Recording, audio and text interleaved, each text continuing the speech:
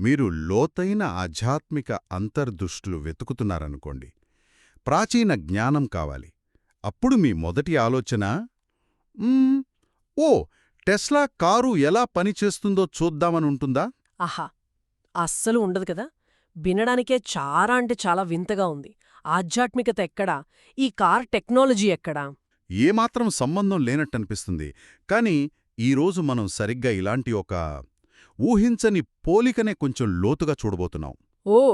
అంటే ఆధ్యాత్మిక మార్గాన్ని, ముఖ్యంగా ఒక ధ్యానయోగి ప్రయాణాన్ని దేనితో పోల్చారంటే ఆధునిక టెక్నాలజీతో, ఒక టెస్లా కారుతో అన్నమాట. టెస్లా కార్తోనా? భలే వింతగా ఉందే. అవును. మన దగ్గర ఉన్న సోర్సెస్ కూడా ఆసక్తికరంగా ఉన్నాయి. గురు పౌర్ణమి ఆగస్ట్ 21, 2025 నాడు సుందర్ రాజన్ అనే వ్యక్తి షేర్ చేసిన ఒక యూట్యూబ్ వీడియో, ఒక బ్లాగ్ పోస్ట్, ఇంకా దానికి సంబంధించిన ఈమెయిల్స్, వీటి ఆధారంగా మాట్లాడుతున్నాం. నిజమే. ఈ మూలాలన్నీ చూస్తుంటే ఏదో ఒక అసాధారణమైన ఆలోచనను పరిచయం చేసే ప్రయత్నంలా ఉంది. అంటే ఇది మనం మామూలుగా వినే ఆధ్యాత్మిక ప్రవచనాలకు లేక గుళ్ళో జరిగే సత్సంగాలకు వీటికి భిన్నంగా ఉంది. అవును, ఆ మూలాల్లో కూడా అదే చెప్పారు. ఇది కేవలం ఇన్ఫర్మేషన్ ఇవ్వడం కాదు, కాదు కాదు. మనల్ని ఆలోచింపజేయాలి. ఒక రకమైన జోల్ట్ యు అవేక్ అన్నారు గదా, హ్మ్. అలా మేల్కొలపాలనే ఉద్దేశం అన్నమాట. అంటే మనల్ని మామూలు ఆలోచనా పద్ధతి నుంచి ఒక్కసారిగా బయటకు లాగడం లాంటిది. కరెక్ట్. అంటే ఇది ఆదివారం సత్సంగాల్లోనో లేకపోతే గురువారం జరిగే స్టడీ క్లాసుల్లోనో దొరికే విశ్లేషణ కాదు. చాలా అంటే చాలా స్పెషల్ ఇది. అవును. సరే, మరి అసలు ఈ రూపకమేంటి? దాని మూలంలో ఏముంది? సోర్సెస్లో దీన్ని సూటిగానే చెప్పారు గదా. అవునవును. చాలా క్లియర్గా చెప్పారు. ఆ రూపకం యొక్క సారాంశం ఏమిటంటే పూర్తి సెల్ఫ్ డ్రైవింగ్ అంటే ఎఫ్ఎస్డి కెపబిలిటీ ఉండి, ఎఫ్ఎస్డి. ఓకే, దానికి తోడు జీవిత కాలాల పాటు లైఫ్ టైం కాదు లైఫ్ టైమ్స్ బహువచనం వాడారక్కడ. అది గమనించాలి. జీవితకాలాల ఛార్జింగ్. అవును. ఆ ఫ్రీ ఛార్జింగ్తో వచ్చే ఒక టెస్లా కారు. అది ఒక ధ్యానయోగి యొక్క ఆధ్యాత్మిక ప్రయాణానికి సింబల్ అన్నమాట. అబ్బా, వినగానే కొంచెం ఆగి ఆలోచించాల్సొస్తుంది. ఒకవైపు హైటెక్ కారు, ఇంకోవైపు చాలా లోతైన ఆధ్యాత్మిక సాధకుడు. ఈ రెండింటినీ కలపడమే ఒక పెద్ద విషయం. నిజంగా. అందులోనూ ఆ జీవితకాలాల ఛార్జింగ్ అనే మాట. ఒక్క జీవితం కాదు, అనేక జీవితకాలాలు అని చెప్పడం. ఇది ఏదో ముఖ్యమైన పాయింట్లాగే ఉంది. ఖచ్చితంగా. ఆ పదం వెనుక ఏదో లోతైన అర్థముండే ఉంటుంది. కాని ప్రస్తుతానికి ఆ డీటెయిల్స్ మనకు పూర్తిగా చెప్పలేదు. అది ముందు ముందు పోస్టుల్లో వివరిస్తారని మూలాల్లోనే చెప్పారు. ఓకే. అయితే ఈ పోలికను మనం అర్థం చేసుకోవాలంటే ముందు ఆ టెస్లా ఫీచర్స్ గురించి కొంచెం బేసిక్స్ తెలియాలి కదా. అవును, ముఖ్యంగా అమెరికా బయట ఉన్నవాళ్లకి. మన భారతదేశంలో టెస్లా ఇంకా అంత కామన్ కాదు కాబట్టి. కరెక్ట్. వాళ్లకోసం ఆ మూలాల్లోని ఒక చిన్న యూట్యూబ్ వీడియోలో ఈ ఫీచర్స్ను చాలా సింపుల్గా చెప్పారు. సరే, ఏంటవి? మొదటిది ఎఫ్ఎస్డి అన్నారు కదా, పూర్తి సెల్ఫ్ డ్రైవింగ్ అంటే? ఎఫ్ఎస్డి అంటే సింపుల్గా చెప్పాలంటే కారు దాదాపుగా అదే డ్రైవ్ చేసుకుంటుంది. ఊహించుకోండి, మీరు వెనక సీట్లో కూచొని హాయిగా ఆ నన్ను కనాట్ ప్లేస్కో లేక మెరీనా బీచ్కో తీసుకెళ్ళు అని చెబితే చాలు. కారు దాని కెమెరాలు, సెన్సార్లు, కంప్యూటర్తో దారి చూసుకుంటూ, ట్రాఫిక్ గమనిస్తూ అన్నీ అదే చేసుకుని గమ్యం చేరుస్తుంది. భలే! అంటే డ్రైవింగ్ టెన్షనే లేదు, ఒక పర్సనల్ డ్రైవర్ ఉన్నట్టే. కానీ ఆ డ్రైవర్ ఒక సాఫ్ట్వేర్ అన్నమాట. సరిగ్గా. ఒక నమ్మకమైన అలసిపోని డ్రైవర్ లాంటిది. అది పూర్తిగా సాఫ్ట్వేర్, సెన్సార్ల మయం. ఓకే, అది ఎఫ్ఎస్డి. మరి రెండో ఫీచర్ జీవితకాల ఛార్జింగ్ అన్నారు. జీవితకాల ఛార్జింగ్ కాదు, జీవిత కాలాల ఛార్జింగ్. అది మళ్ళీ గుర్తుపెట్టుకోవాలి. అవును, జీవిత కాలాల ఛార్జింగ్. సాధారణంగా ఎలక్ట్రిక్ కార్లకు మనం పెట్రోల్ కొట్టించినట్టే ఛార్జ్ చేయాలి, ప్రతిసారి డబ్బు కట్టాలి. కానీ టెస్లా కొన్ని పాత మోడల్స్తో ఈ ఆఫర్ ఇచ్చింది. అంటే ఒకసారి కారు కొంటే వాళ్ల ఛార్జింగ్ స్టేషన్లలో ఆ కారు ఉన్నంతకాలం లేదా కొన్నిసార్లు ఓనర్ జీవితకాలం ఫ్రీగా ఛార్జ్ చేసుకోవచ్చు. అచ్చం లైఫ్ లాంగ్ వ్యాలిడిటీ ఉన్న సిమ్ కార్డ్ లాగా. రీఛార్జ్ టెన్షనే లేదు, ఎంతైనా వాడుకో. అలాంటిదే అనమాట. ఛార్జింగ్ ఖర్చు గురించి అసలు ఆలోచించక్కర్లేదు. సూపర్ ఫీచర్ అది. అవును. కాబట్టి సింపుల్గా ఎఫ్ఎస్డి అంటే కారు డ్రైవింగ్ భారం తీసుకొని గమ్యానికి చేరుస్తుంది. జీవితకాలాల ఛార్జింగ్ అంటే ప్రయాణానికి కావలసిన ఎనర్జీ, కరెంటు కంటిన్యూస్గా ఫ్రీగా దొరుకుతుంది. ఓకే, బేసిక్స్ అర్థమయ్యాయి. ఇప్పుడు అసలు పాయింట్కి వద్దాం. ఈ టెక్ ఫీచర్లు, ఎఫ్ఎస్డి, జీవితకాలాల ఛార్జింగ్, ఇవి ఆధ్యాత్మిక ప్రయాణంలో వేటిని సూచిస్తాయి? ఇదే కదా కీలకం. అవును, ఇదే సముద్రగ్లావ్నే. మూలాల్లో రచయిత ఆ సుందర్ రాజన్ గారు దీని ఫుల్ అనాలిసిస్ తర్వాత పోస్ట్లో ఇస్తానని క్లియర్గా చెప్పారు. ప్రస్తుతానికి కొన్ని హింట్స్ మాత్రమే ఇచ్చారు. నిజమే, ఇది జస్ట్ ఇంట్రొడక్షన్ మాత్రమే అని పదే పదే చెప్పారు. పూర్తి బొమ్మ తర్వాత చూపిస్తామన్నారు. కానీ ఇచ్చిన సూచనలు కూడా చాలా ఇంట్రెస్టింగ్గా ఉన్నాయి. ఏంటవి? మొదటిది ఆ జీవితకాలాల ఛార్జింగ్. ఇది దేనికి ప్రతీక? సోర్స్ ప్రకారం ఇది గురువుగారి కృపకు, అంటే గురూస్ గ్రేస్ కు ప్రతీక అననుకోవచ్చట. గురుకృప అంటే గురువు నుంచి శిష్యుడికొచ్చే అపరిమితమైన, ఆగకుండా వచ్చే అనుగ్రహం లేదా శక్తి లాంటిదా? బహుశా అలాంటిదేనేమో. టెస్లా కారుకు దాని నెట్వర్క్ నుంచి కంటిన్యూస్గా ఫ్రీగా పవర్ వచ్చినట్టు సాధకుడికి గురుకృప అనే ఎనర్జీ సోర్స్ ఎప్పుడూ అందుబాటులో ఉంటుందని చెప్పడం కావచ్చు. దీని వెనక ఉన్న లాజిక్ ఏంటో, ఆ జీవితకాలాల బహువచనం ఎందుకో అవన్నీ తెలియాలంటే వెయిట్ చేయాలి. బహుశా అది పునర్జన్మలకు సంబంధించిందేమో. ఏమో, ఊహించడమే ప్రస్తుతానికి. నిజమే. ఇక రెండో హింట్, ఎఫ్ఎస్డి, పూర్తి సెల్ఫ్ డ్రైవింగ్. ఇది దేనికి ప్రతీక?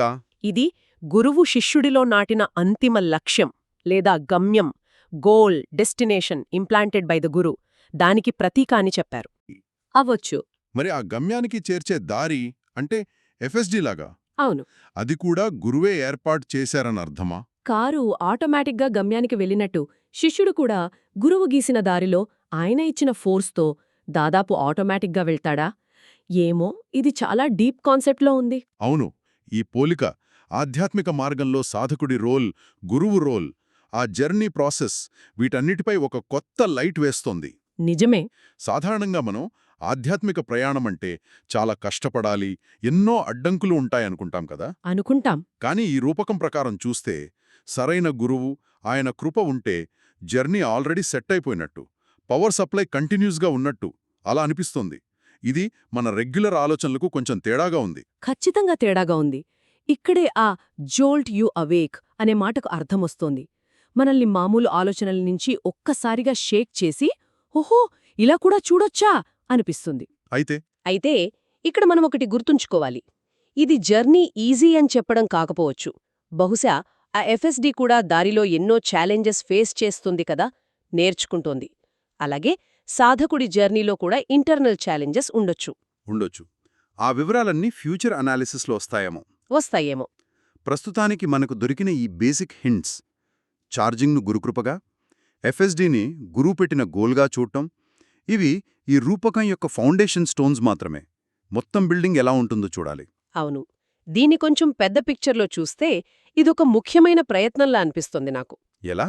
ప్రాచీన కాలం నుంచి వస్తున్న స్పిరిచువల్ కాన్సెప్ట్స్, ముఖ్యంగా ధ్యానయోగం లాంటి ఇంట్రోవర్ట్ మార్గాలు, వీటిని నేటి జనరేషన్కి, ముఖ్యంగా టెక్నాలజీతో బాగా పరిచయం ఉన్న యూత్కి వాళ్లకి అర్థమయ్యేలా చెప్పే ప్రయత్నమిది. అది చాలా ఇంపార్టెంట్ పాయింట్. భాష, ఎగ్జాంపుల్స్ కాలంతో పాటు మారాలి కదా. మారాలి. కొన్నిసార్లు పాత జ్ఞానం యొక్క భాష, ఆ రూపకాలు ఇప్పుడు మనకు కొంచెం కనెక్ట్ అవ్వడానికి కష్టంగా ఉండొచ్చు. నిజమే. రథం, గుర్రాలు, సారథి, ఆ కాలానికవి పర్ఫెక్ట్ ఎగ్జాంపుల్స్. అవును. ఇప్పుడు టెస్లా కారు, ఎఫ్ఎస్డి, ఇవి ఈ జనరేషన్కి అంతే న్యాచురల్గా అనిపించవచ్చు. దానివల్ల మెసేజ్ సులభంగా రీచ్ అవుతుంది, కొత్త తరానికి కూడా. కరెక్ట్. సందేశం అదే అయినా చెప్పే పద్ధతి మారితే ఎక్కువ మందికి చేరుతుంది. అయితే ఇక్కడ నాకు ప్రశ్నొస్తుంది. ఏమిటది? ఇలా టెక్నాలజీని స్పిరిచువాలిటీతో పోల్చడం వల్ల అసలు భావన యొక్క డెప్త్ తగ్గిపోయే ప్రమాదం లేదా? టెక్నాలజీ అంటే ఫిజికల్ వరల్డ్, స్పిరిచువాలిటీ అంటే ఇంటర్నల్ ఎక్స్పీరియన్స్, వీటిని కలపడం ఎంతవరకు కరెక్ట్ అంటారు? అది మంచి ప్రశ్నే. బహుశా ఆ రచయిత ఉద్దేశం కేవలం పైపైన పోలిక కాదేమో. బహుశా టెస్లా టెక్నాలజీ వెనుకున్న కొన్ని ప్రిన్సిపల్స్, అంటే ఒక కాంప్లెక్స్ సిస్టమ్ ఆటోమేటిక్గా పనిచేయడం, కంటిన్యూస్ పవర్ సప్లై ఉండటం, ఇలాంటివి స్పిరిచువల్ ప్రిన్సిపల్స్ను రిఫ్లెక్ట్ చేస్తాయని ఆయన అనుకుంటున్నారేమో. అవ్వచ్చు. పూర్తి విశ్లేషణ వస్తేగాని మనకది క్లియర్గా తెలియదు. నిజమే. ఇదొక ఇంట్రెస్టింగ్ ఎక్స్పెరిమెంట్ అవ్వచ్చు, లేదా చాలా లోతైన ఫిలాసఫికల్ ప్యారలెల్స్ చూపించే ప్రయత్నం అవ్వచ్చు. ఏదైనా ఇది మనల్ని మామూలు పద్ధతులకు భిన్నంగా ఆలోచించేలా చేస్తుంది. అవును.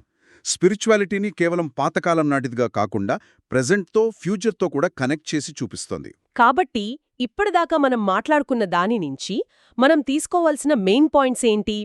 ఆగస్టు 21, 2025 ఆ గురు పౌర్ణమి నాడు సుందర్ రాజన్ గారు ఇచ్చిన ఈ ఐడియా ఒక టెస్లా కార్కి, దాని ఫీచర్స్కి, ఒక ధ్యానయోగి ఆధ్యాత్మిక ప్రయాణానికి మధ్య ఊహించని, ఆలోచింపజేసే ఒక కనెక్షన్ పెట్టింది. అవును, ఇది ఏదో సింపుల్ పోలిక కాదు, ఒక డీప్ మెటఫర్గా దీన్ని ప్రపోజ్ చేశారు. దీని ఇంటెన్షన్ మనల్ని ఆలోచింపజేయడం, మన రెగ్యులర్ స్పిరిచువల్ ఐడియాస్ని క్వశ్చన్ చేయడమని అర్థమవుతుంది. అందుకే ఆ మేల్కొల్పు అనే మాట పదే పదే వాడారు. మనం చూసినట్టు బేసిక్గా జీవితకాలాల ఛార్జింగ్ను గురుకృపకు, ఎఫ్ఎస్డిని గురువు నిర్దేశించిన గమ్యానికి ప్రతీకగా చెప్పారు. కానీ ఈ పోలికల వెనుక ఉన్న అసలు లాజిక్ ఏంటి? వాటి మధ్య ఉన్న సూక్ష్మమైన సంబంధాలేంటి?